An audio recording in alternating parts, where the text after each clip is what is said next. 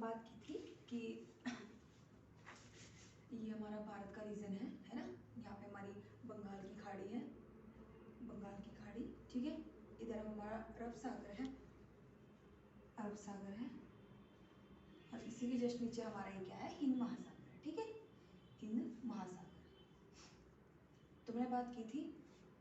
कि यहाँ पे उच्च दाब का क्षेत्र बन जाता है ना, और यहाँ पे निम्न दाब का क्षेत्र बन जाता है, जिससे क्या होता है, जो हमारी दक्षिणी पश्चिमी पवनें जो थी वो इस तरह से भारत में एंट्री करती है ना। इसके साथ ही हमने ये भी बताया कि ये जो है भारत में मानसून लाने का कारण है, इनको मानसूनी पवनें भी कहते हैं, ठीक है।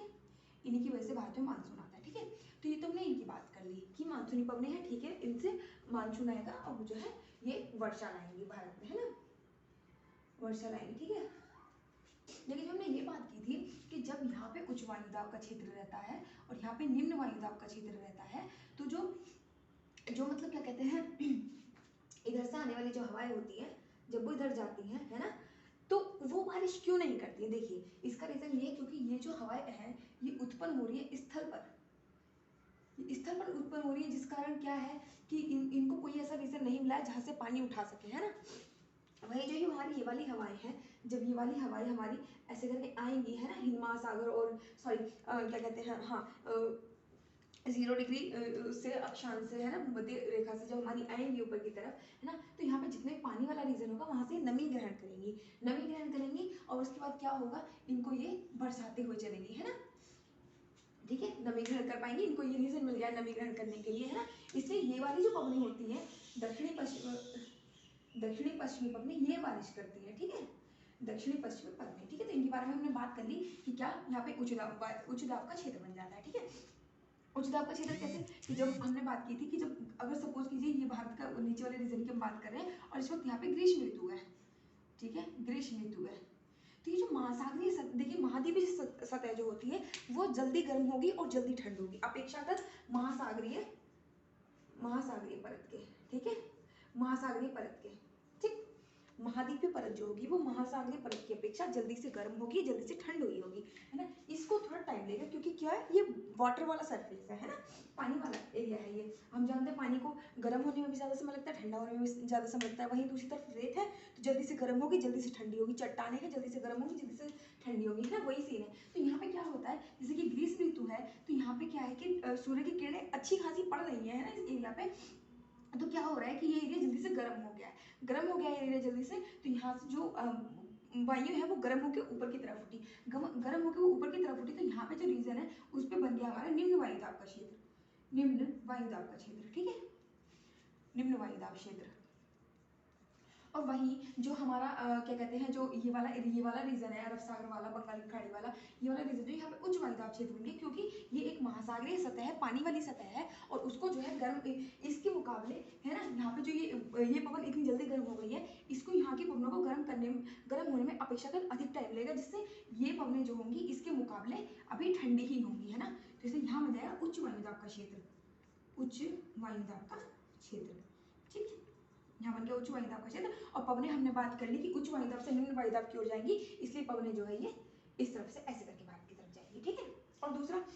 ठीक है, ये वर्षा होने का रीजन हो गया, और एक रीजन ये भी होता है, ठीक है, मतलब भारत में जो है मानसून आने का ये तो है एक रीजन होता है हमारा, जिसको कहते हैं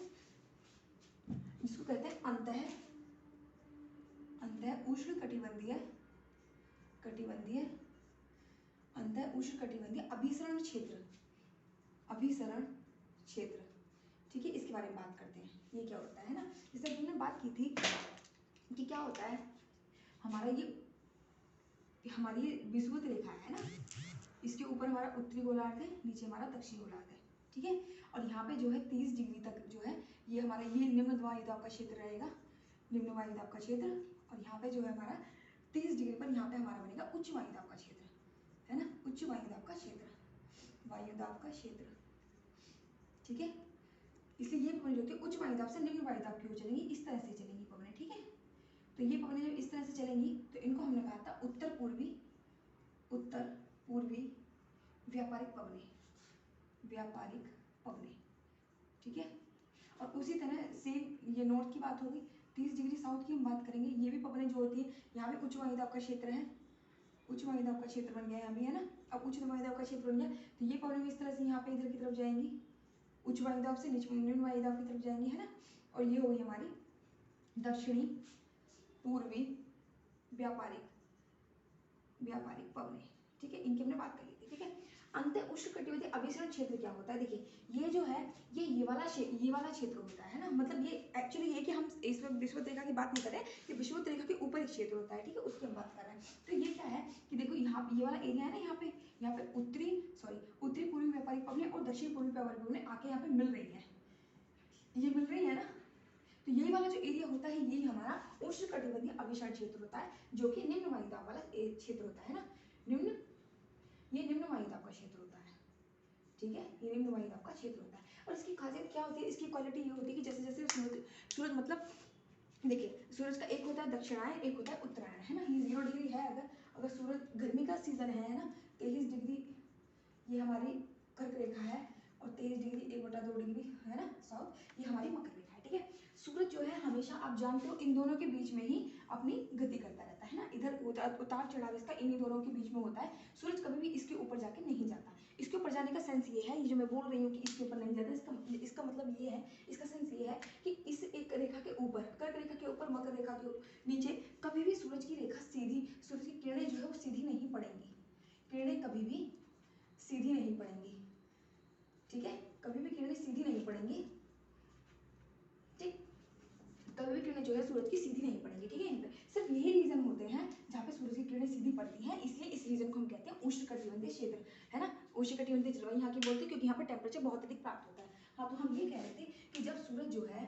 0 डिग्री से ऊपर की तरफ शिफ्ट होना शुरू होता है, ठीक है, कर्क रेखा की तरफ शिफ्ट होना शुरू होता है, तो उसको हम कहते हैं उत्तरायण, और वहीं जब वो 0 डिग्री से मकर रेखा की तरफ शिफ्ट होना शुरू होता है उसको कहते हैं दक्षिणायन, ठीक है। हमारे जब ग्रीष्म ऋतु होती है उस समय सन का जो है उत्तरायण वाली स्थिति में सन हमारा होता है, ठीक है। तो इसकी क्वालिटी क्या होती है कि ये जो है ये सन के उत्तरायण और दक्षिणायन के साथ जो है मोशन करता रहता है, ठीक है। जैसे कि ग्रीष्म ऋतु का समय है, ठीक है, और भारत में सन की जो है उत्तरायण की स्थिति है, तो ये उष्णकटिबंधीय अभिसरण क्षेत्र जो है ये भी जो है गंगा के मैदानों की ओर शिफ्ट हो जाता है, गंगा के मैदानों की ओर शिफ्ट, ठीक है, मैदानों की ओर शिफ्ट हो जाता है, ठीक। एक तो चीज यही थी कि क्या कहते हैं वहां पे निम्न वायुदाब का क्षेत्र बन गया है, भारत के अंदर वाले एरिया में, है ना, निम्न वायुदाब का क्षेत्र बन गया है। दूसरा इधर की तरफ ये आ गया है आपका, इसकी शिफ्टिंग हो गई है ना। तो ये सारे फैक्टर्स जो है जो दक्षिण पश्चिमी पवनें थी उनको अपनी तरफ आकर्षित करने के लिए, मतलब उनको मोटिवेट करते हैं, ठीक है, मतलब कहने का सेंस ये है कि अपनी तरफ उनको बहुत ज्यादा आकर्षित करते हैं जिससे कि वो तेजी से उनकी तरफ बढ़ती है, ठीक है। अब सीन क्या है, जैसे अब सीन ये है, ये हमारा भारत है, ठीक है। अब ये जो दक्षिण पश्चिमी पवनें आई, ठीक है, मानसून की स्थिति के बारे में बात करेंगे, ये पवनें आती हैं तो सबसे पहले ये जो टकराती हैं ये हमारी जो लक्षद्वीप और अंडमान निकोबार द्वीप समूह इनसे टकराएंगी, ठीक है। तो सबसे पहले ये जो मानसूनी पवनें सबसे पहले वर्षा करती हैं, द्वीपीय क्षेत्रों में, ठीक है, वर्षा करती हैं द्वीपीय क्षेत्रों में, ठीक है, द्वीपीय क्षेत्रों में, ये चीज हो गई है ना, ठीक है। तो मतलब मानसून को ये भी प्रभावित करता है ना, काफी अच्छे तरीके से प्रभावित करता है, ये भी मानसून के आने में भी मानसून के जाने में भी, ठीक है, ये चीज हम देखेंगे भी कैसे। तो ये जो उत्तर पश्चिमी पवनें आएंगी, है ना, ये हमारी उत्तर पश्चिमी पवनें ये टकराई यहाँ पे, ठीक है, और ये यहाँ से दो भागों में बढ़ जाती है, ठीक है। एक तो इस तरफ से ऊपर की तरफ चला जाता है हमारा, और एक इस तरफ जो है दूसरी तरफ बंगाल की खाड़ी वाली साइड में चला जाता है, ठीक है। तो ठीक है, ये हमारे इसको हम बोलेंगे बंगाल की खाड़ी शाखा, ठीक है। और जो अरब सागर की तरफ होकर आगे की तरफ बढ़ेगा उसको हम बोलेंगे अरब सागर शाखा, ठीक है, अरब सागर शाखा। अब ये आगे बढ़ता रहता है, देखिए 1 जून को जो है मानसून, ये जो पवनें होती हैं 1 जून को ये हिट करती हैं केरल को, ठीक है, 1 जून को केरल को हिट करती हैं, और 10 जून के आसपास ये पहुंच जाती है हमारी मुंबई, ठीक है, 10 जून तक ये मुंबई पहुंच जाती है, ठीक है, मुंबई, ठीक है। वहीं दूसरी तरफ जो ये वाली पवनें होती है ये 10 जून के आसपास तक ये पहुंच जाती है असम वाले एरिया में, ठीक है, असम में 10 जून को ये पहुंच जाती है, ठीक है। और असम में हम जानते हैं और भी पहाड़ियां हैं, है ना, हमारा जो हिमालय वाला रीजन है वो तो है ही है ना, पहाड़ियां हैं। अब इन पहाड़ियों से टकराती हैं तो ये पहाड़ियां इसको उधर जाने की बजाय क्या करती हैं, इधर की तरफ मोड़ देती हैं, किसकी तरफ मोड़ देती है, गंगा के मैदानों की तरफ। तो ये जो असम के पास जाके जो ये पहाड़ियाँ हैं ये इसको टकरा देती है, इनको क्रॉस करने की बजाय ये इधर गंगा के मैदानों की तरफ मुड़ जाती है, ठीक है, मैदानों की तरफ मुड़ जाती है। और इसी समय हमें क्या पता है कि इसी समय गंगा के मैदान जो है उनके ऊपर ये वाला रीजन है, तो इनको और अच्छी तरह से अपनी तरफ आकर्षित करता है ये रीजन, ठीक है। तो यहाँ पे जो है वर्षा करती है, ठीक है। अब एक इसका प्रभाव जो है, एक मतलब म्यांमार में एक पहाड़ पर्वत है, मतलब इसका नाम है अराकान, है ना, वो भी मतलब इसकी डायरेक्शन को थोड़ा सा मोल्ड करता है, ठीक है। ये चीज़ हो गई। अब ये आपस में आगे की तरफ बढ़ते जाते हैं, बढ़ते जाते हैं, अब गंगा के मैदान के आसपास ही ये जो है एक दूसरे से मिल जाते हैं, ठीक है। ये एक दूसरे से मिल जाती है, कौन सी शाखा, अरब सागर शाखा और बंगाल की खाड़ी शाखा, ये जो है क्या कहते हैं आपका गंगा के मैदान के आसपास मिल जाती है, ठीक है। और ये बंगाल की खाड़ी वाली शाखा जो ये जब थोड़ा आगे बढ़ती है तो दिल्ली में जो वर्षा होती है ना,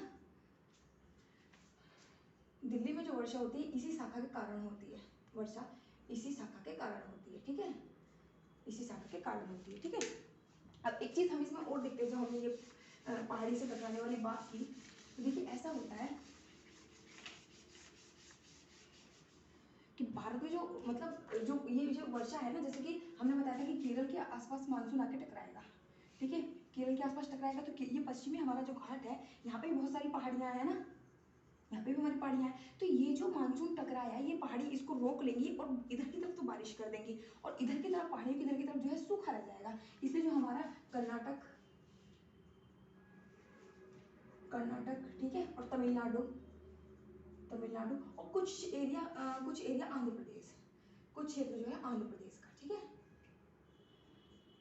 कुछ क्षेत्र हमारा आंध्र प्रदेश का जो है, ये जो एरिया है यहाँ पे बहुत कम वर्षा देखने को मिलती है, ठीक है। तो ये चीज़ें जान रहे हैं आप, जो हमने बात की थी ना कि मतलब जलवायु का एक कारक वर्षण भी था, है ना, तो वर्षण किसको, वर्षण मतलब किसके द्वारा प्रभावित हो रहा है, उच्चावत के द्वारा प्रभावित हो रहा है, ठीक है। तो इसका मतलब जलवायु भी उच्चावत से प्रभावित हो रही है, एक पॉइंट हमारा ये भी क्लियर हो जाता है यहाँ पे, ठीक है। तो ये चीज़ें हैं, है ना, तो इसको हम बोलते हैं जिस तरफ बारिश नहीं है उसको बोलते हैं वृष्टि छाया क्षेत्र, वृष्टि छाया क्षेत्र। हमने बात की थी कि लद्दाख जो है, लद्दाख भी जो है ठंडा मरुस्थल है, और मरुस्थल का मतलब क्या है, मरुस्थल का मतलब ये वर्षा कम हो रही है, क्योंकि ये लद्दाख भी जो है हमारा, लद्दाख भी जो है हिमालय की वृष्टि, सॉरी, लद्दाख है ना हमारा, ये हिमालय के वृष्टि छाया क्षेत्र में स्थित है, हिमालय के वृष्टि छाया क्षेत्र में स्थित है, ठीक है, इसलिए वहाँ पे कम वर्षा होती है।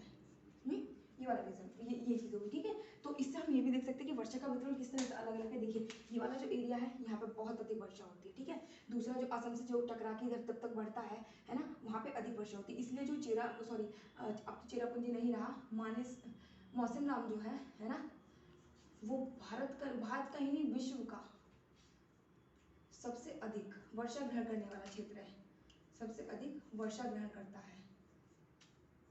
और यहाँ तकरीबन वर्षा होती है 400 सेंटीमीटर से भी ऊपर की वर्षा होती है। सोचिए आप, सेम कंडीशन यहीं की है, 400 सेंटीमीटर से ऊपर की यहाँ पर वर्षा हो जाती है, ठीक है। वहीं जो हमारा ये वाला रीजन है, राजस्थान वाला है, गुजरात वाला है, राजस्थान वाला है, हरियाणा, पंजाब, ये वाले रीजन जो होते हैं यहाँ पर वर्षा कम होती है, यहाँ पर वर्षा कम होती है, और जो हमारे मध्यवर्ती इलाके हैं, है ना, वहाँ पर वर्षा जो है वो मध्यम वर्षा होती है, ठीक है, मध्यम वर्षा होती है। तो ये हमने ये भी देख लिया कि जो क्या कहते हैं कारक हैं, है ना, वर्षा को कैसे कैसे प्रभावित करते हैं, ठीक है, ये वाली चीज़ होगी। अब हम थोड़ी सी बात करते हैं भारत की जो ऋतु है उसके बारे में, ठीक है। तो हम देखा जाए तो भारत में 4 ऋतुएं हैं हमारी, शीत ऋतु है ना, और शीत ऋतु है, ग्रीष्म ऋतु है, और एक है मानसून के आने का मतलब मानसून का आगमन, और एक है हमारी मानसून का जो मतलब समापन, ठीक है, मानसून का वापस जाने का। एक सेकंड, हमारा मानसून का आगमन, एक है मानसून का समापन, ठीक है। तो शीत ऋतु के बारे में हम जानते हैं, उस समय क्या होता है, जो हमारा सन है उसका दक्षिणायन हो जाता है ना, और जो है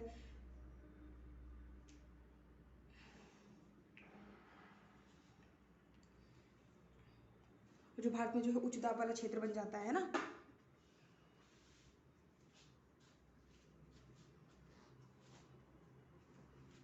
बात कर लेते हैं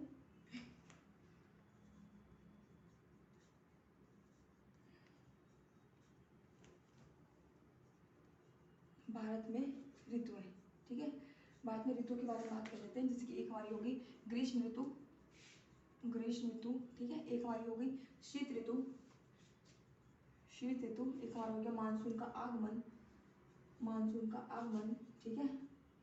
और एक हमारा हो गया मानसून की समाप्ति या मानसून की वापसी, ठीक है, मानसून की वापसी, इसका बारे में बात करते हैं। तो ग्रीष्म ऋतु में सीधी सी बात है, ग्रीष्म ऋतु में क्या होता है, जब भारत में ग्रीष्म ऋतु होती है, ये हम मतलब भारत की ऋतु के बारे में बात कर रहे हैं, ठीक है, भारत में ऋतु है, भारत में ऋतु के बारे में बात कर रहे हैं, ठीक है। तो ग्रीष्म ऋतु में क्या होता है हम जानते हैं, सूर्य की रेखा जो है वो कर्क, सूर्य की मतलब जो किरणें हैं कर्क रेखा पर सीधी पड़ती हैं, ठीक है, सूरज जो है उत्तरायण स्थिति में होता है ना, और जो सूर्य मतलब जो पृथ्वी का जो भारत का एरिया है वहाँ पे जो है निम्न वायुदाब का क्षेत्र बन जाता है ना, तो ये हमारी ग्रीष्म ऋतु का हो गया। और शीत ऋतु में हम जानते हैं कि सूरज की उस समय दक्षिणायन की स्थिति होती है, सूर्य की जो किरणें हैं वो मतलब जो भारत वाला इलाका है यानी कि कर्क रेखा के आसपास जो है वो तिरछी पड़ती है, मकर रेखा पे सीधी पड़ती है ना, कम सूर्य तक हम प्राप्त कर पाते हैं ना, ये चीज़ें टेम्परेचर डाउन हो जाता है, ये सारी चीज़ें हैं। मानसून का आगमन ये हमने देख ही लिया है ना, 1 जून से मतलब 1 जून पे जो है मानसून जो है वो केरल में प्रवेश कर जाता है, उसके बाद आगे बढ़ता है ना, ये सब चीज़ें हमने देख ली 10 जून के आसपास, उसके बाद फिर जो है क्या कहते हैं ठीक है वर्षा करते हुए ठीक है रहता है। तो मानसून में एक चीज़ हम देख लेते हैं, होता है मानसून का प्रस्फोट, ठीक है, प्रस्फोट या मानसून का फटना। और इसमें क्या कंडीशन होती है, देखिए जब हमने बात की जब मानसून केरल में आता है, जब स्टार्टिंग होती है ना, स्टार्टिंग में क्या होता है कि बारिश कम मात्रा में होती है, लेकिन जब कम्प्लीटली ये पवने जो है देखो पहले धीरे धीरे पवने पहुंच रही है ना, अभी धीरे धीरे पहुंच रही है, ऐसे तो नहीं एक साथ सारी पवने आ गई, धीरे धीरे पहुंच रही है, जब तक ये पहुंच रही है तब तक तो यहाँ पे कम वर्षा हो रही है, ठीक है, बूंदाबांदी टाइप की हो रही है, ठीक है, लेकिन जब ये पूरी मात्रा में पहुंच जाती है जो ये पवने हैं, तो क्या होता है कि सडन अचानक जो वर्षा है उसमें बहुत वृद्धि हो जाती है ना, वर्षा में अचानक वृद्धि, ठीक है, ये हमारा क्या होता है मानसून का प्रस्फोट, मतलब मानसून का फटना इसको कहते हैं, ठीक है, जब बारिश में जो है अचानक वृद्धि हो जाती है, ये वाली चीज़ें है ना, तो ये हमने बात कर ली मानसून का आगमन है ना, और इसको ये प्रभावित करता है, ये पवनें तो प्रभावित करती हैं, जो अंतर उष्णकटिबंधीय अभिसरण क्षेत्र है वो भी इसको प्रभावित करता है ना, और जो और चीज़ें हैं उच्च आवाज वगैरह वो सब चीज़ें वो भी प्रभावित करती हैं। अब मानसून की वापसी की बात करते हैं, ठीक है, अब मानसून की वापसी की बात करते हैं, तो क्या कहते हैं हमारा दिसंबर से जनवरी तक, ठीक है, मानसून की वापसी शुरू हो जाती है, ठीक है, और अप्रोक्स मतलब ये कहा जाता है कि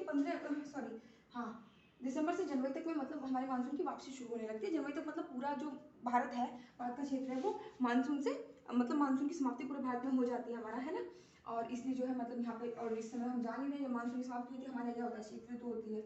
है ना। अब देखो मानसून की समाप्ति में कैसे वो अंतर उष्णकटिबंधीय विषम क्षेत्र जो है वो प्रभावित करता है उसको। देखिए जब सूरज का दक्षिणायन हो रहा है सूरज का, तो वो भी नीचे की तरफ शिफ्ट होगा,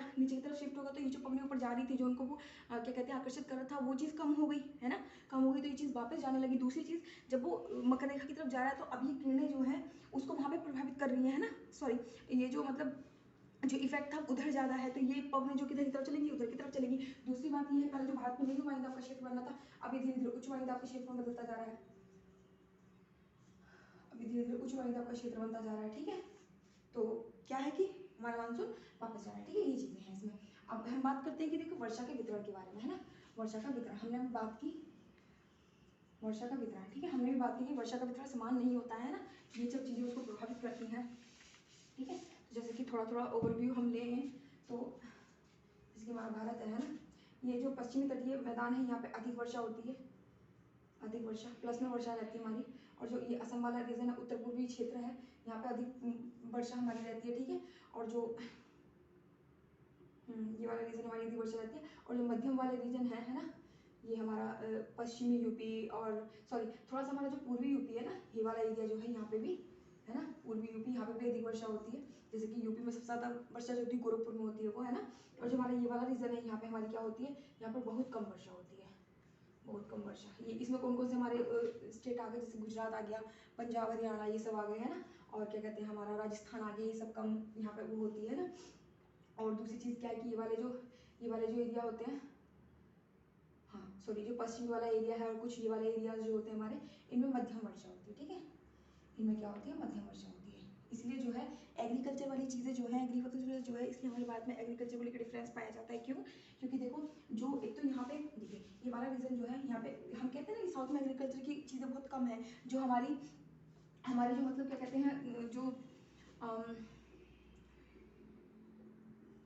औद्योगिक नहीं, सॉरी मुझे वर्ड याद नहीं आ रहा है, ठीक है, तो मतलब जो एग्रीकल्चर में इसमें वो डिफरेंस कैसे आता है, देखो हम कहते हैं कि भारत की जो कृषि है वो अभी भी ज़्यादातर मानसून पर डिपेंड करती है, मानसून पर डिपेंड करती है, ठीक है, डिपेंड करती है। और मानसून किस पर डिपेंड करता है, मानसून इन सब चीज़ों फैक्टर्स पर डिपेंड करता है, ठीक है, कितना ज़्यादा तीव्र क्षेत्र बना है निम्न वायुदाब का, है ना, अब पवनें कितनी ज़्यादा स्ट्रॉन्ग है, ये सब चीज़ें इस पर डिपेंड करेगा। अब देखिए मानसून ही अगर मानसून में इतना ज़्यादा वेरिएशन आएंगे तो हमारी एग्रीकल्चर में भी वेरिएशन आएंगे, ठीक है, ये सारी चीज़ें हैं ना। तो इसे क्या है, हमारे यहाँ की तरफ तो हमारे पास गंगा है, सिंधु का मैदान है ना, ये वाले मतलब ये तो तराई क्षेत्र है, यहाँ पे तो एग्रीकल्चर में कोई दिक्कत नहीं, तभी ये जो है एग्रीकल्चर से भरी मतलब फले फूले एरिया है। यहाँ पे देखिए, यहाँ पे आप क्या है, यहाँ पे वर्षा ही नहीं हो रही है, हो भी रही तो बहुत कम हो रही है, तो ये यहाँ पे डिपेंड है हमारे मतलब जो गड्ढे होते हैं ना, गड्ढे वगैरह में जो पानी भर के लाइक तालाब टाइप के है ना, तालाब से सिंचाई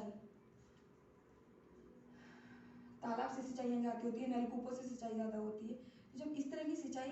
इरिगेशन का ये सिस्टम है यहाँ पे, तो कैसे ही यहाँ पे फसलें उग पाएंगी, है ना। और जो धान जैसी फसल है जिनको बहुत ज़्यादा मात्रा में पानी चाहिए, वो तो और भी ज़्यादा मुश्किल है यहाँ पे होना, है ना। तो इसलिए जो हमारी एग्रीकल्चर है उसमें भी हमारे बहुत सारे वेरिएशन पाए जाते हैं, है ना। तो हमने देखा वर्षा की मात्रा हर जगह अलग अलग है ना, ये चीज़ें हैं, ठीक है। तो हाँ, इस चैप्टर में हमारे इतना ही है।